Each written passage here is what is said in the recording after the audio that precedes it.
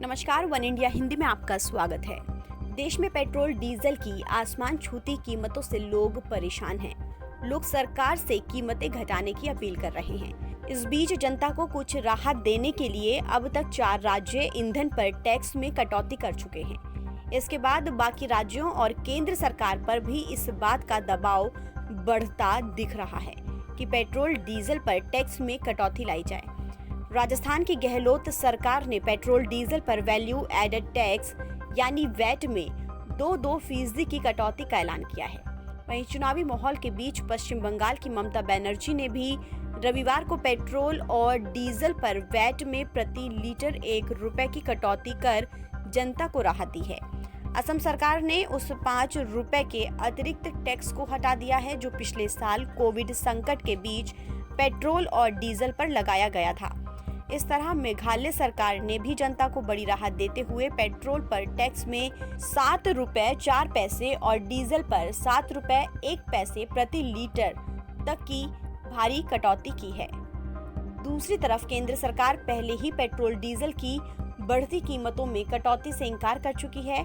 Petroleum मंत्री धर्मेंद्र प्रधान ने संसद में 2 टूक कहा कि केंद्र सरकार कुछ नहीं कर सकती क्योंकि कीमतें पेट्रोलियम कंपनियां तय कर रही हैं और ये क्रूड की अंतर्राष्ट्रीय कीमतों पर निर्भर करती है। हालांकि हाल ही में पेट्रोलियम मंत्री धर्मेंद्र प्रधान ने कहा कि तेल उत्पादक देशों के संगठन के फैसले से आने वाले दिनों में तेल की कीमतों में स्थिरता आने की उम्मीद है। ओपेक ने कच्चे तेल का उत्पादन बढ़ाने का फैसला किया है। ये उत्पादन जनवरी से बढ़ेगा।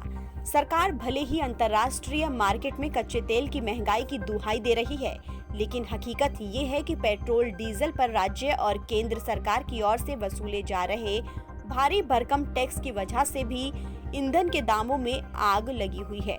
पेट्रोल पर करीब 53 रुपए तक टैक्स वसूला जा रहा है, तो डीजल पर भी 40 रुपए से ज्यादा टैक्स के रूप में लिया जा रहा है। भारत में डीजल और पेट्रोल पर केंद्र सरकार जहां एक्साइज ड्यूटी के रूप में हर लीटर पर 32 रुपए से ज्यादा वसूलती है, तो राज्य सरकारें वैट और उपकर लगाकर लोगों की जेब से अपना खजाना भर रही है। इसके अलावा दोनों तेलों पर भाड़ा और डीलर का कमीशन भी जुड़ता है जो आम जनता से ही लिया जाता है। फिलहाल इस खबर में इतना ही। देश और दुनिया की तमाम खबरों के लिए आप बने रहिए वन इंडिया हिंदी के साथ।